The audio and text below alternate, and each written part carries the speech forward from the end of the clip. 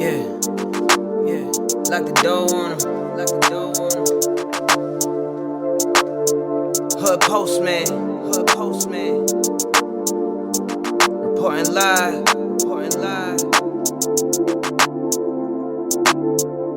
This the hood postman, come and check the program. You ain't from the streets, this is something you should know, man. Running from police, gotta grip the wheel with both hands. Speeding down the interstate, please do not approach him. 40s in the fridge, got the caddy in the driveway. Get all out of my face, I don't wanna violate. Looked up in the mirror and I told myself, why wait? We took this shit worldwide, you only in 5 states. Came from the 4 corners with my 4 quarters. Showed them the style, then they stole on us. Times got wild, then they told on us. Dog, it was hard, but we had to keep it rolling.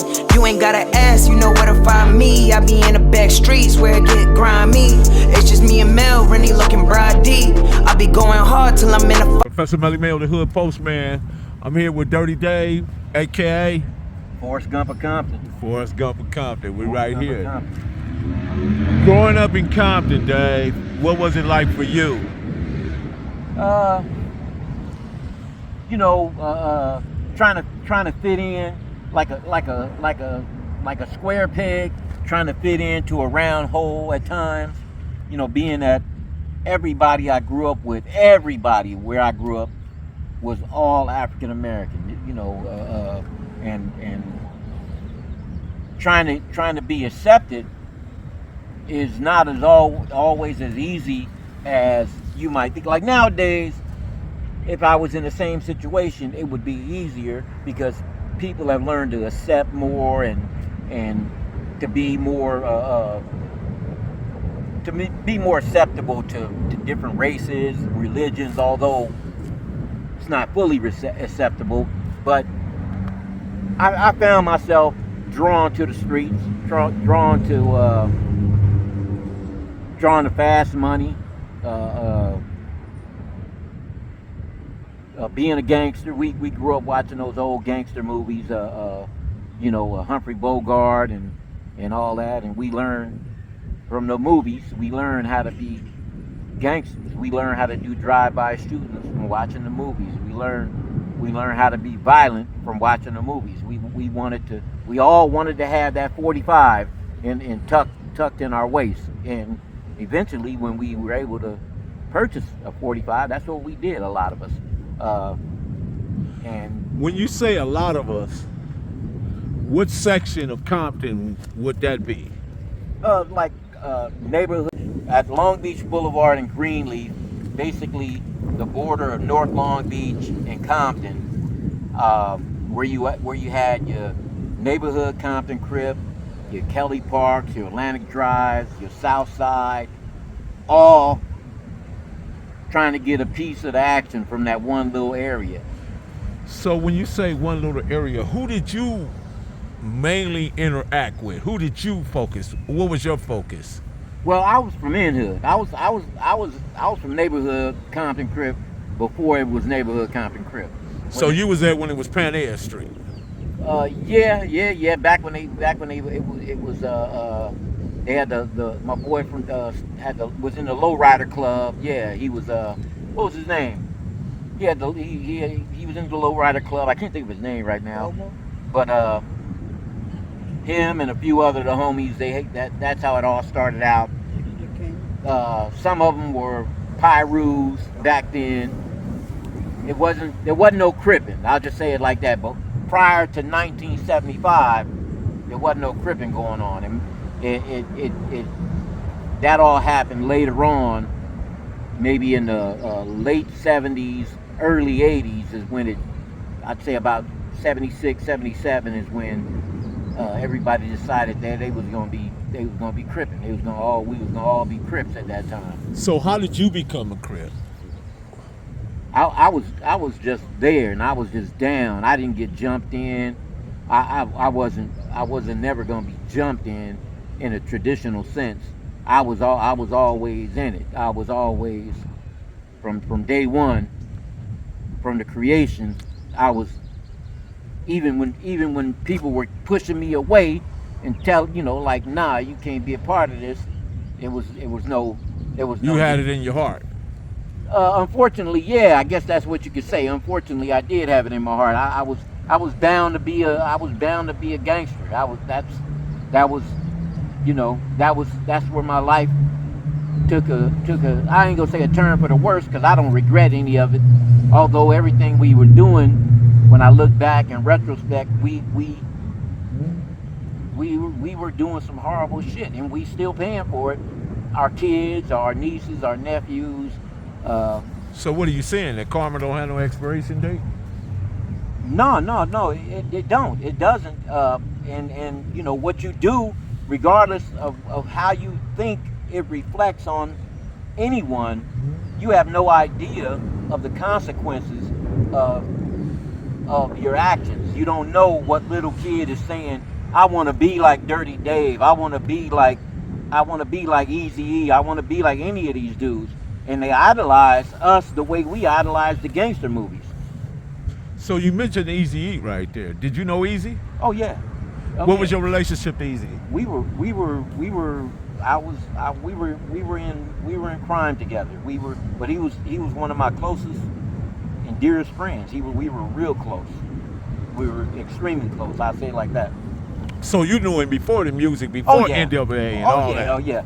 When in the movie they claim, when other people claim that they were the ones that convinced Eazy-E that he should rap, that he should get on the mic and be a rapper, because he never wanted to. He wanted to be behind the scenes, either a DJ or just a money man.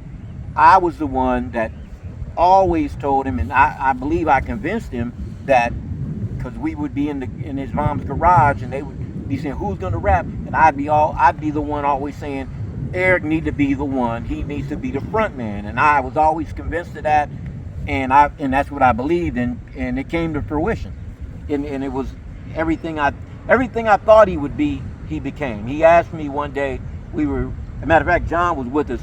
We were at a Dougie Fresh concert at Disneyland back, it had to be 1985, and I told him, he asked me, because I had been hammering him so much about rapping, he asked me, do you think that he would be a better rapper than Dougie Fresh?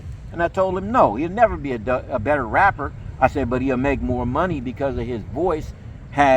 He had that magnetism, that animal magnetism, that just, not only his voice, just him being who he was, him just even in the neighborhood, he just had that charisma, is a better word for it. He was just, people loved him. I wasn't the only one. So how did MC Ren and Dr. Dre fit into that equation?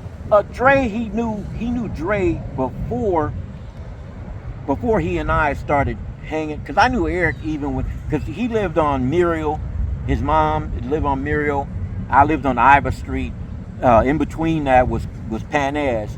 So I knew Eric before we started hanging out together. So I knew him, and he knew Dre. He had a closer relationship with Dre back before, and Dre, he would always talk to me about he gonna hook up with Dre, he gonna make some music with Dre, and he's gonna get Dre to stop messing around with the Wrecking Crew when they were wearing all the makeup and everything else. And Ren slipped in during the time when Eric and I got into a disagreement. And so, what do you mean? I put hands on him. You put hands on Eazy-E? Oh yeah. What was that about? We bought a car together. We were partners, because at the time, Eric had squandered off a lot of money, because he had cheese when OG Horace was alive and was bringing in the dope and everything, but Horace got murdered, and after Horace from Southside, when he got murdered, Horace was actually from the Drive. Was he?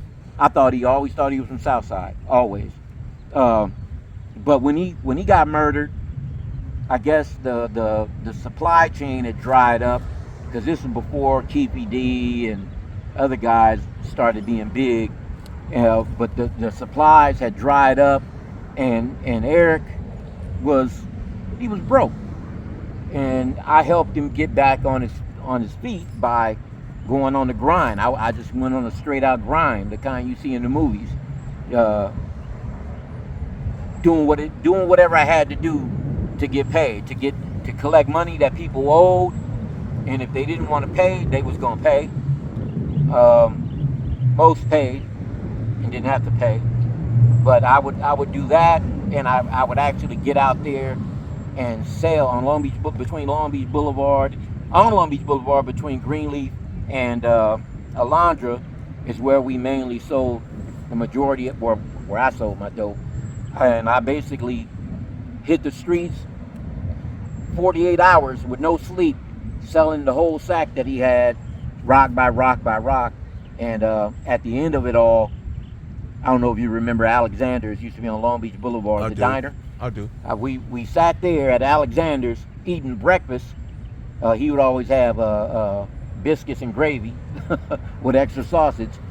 But we sat there counting the money, and he asked me what I owed him, which, you know, by all right, half or even more than half could have truthfully been mine. Lock the door. Proof for grind all the time, baby. Yeah, Cali Finest, baby. Proof of grind all the time. Music money, got a dollar sign. Hub City. I'm a street nigga, streets fuck with me. I'ma keep pushing products till the feds get me. It's guap off top, diamond Cartier. That nigga Wall won't give a broke bitch the time of day. They see me climbing, they see me shining. That's hard work, proof of grinding. New money got me tipping in that 550. Ali, bad man, and I'm so pretty. I got that tech with me, that's my hater sprayer. Go big, grind now, nigga, play later. What can I say? I'm addicted to this paper stacking, and I don't talk about it, I just make it happen.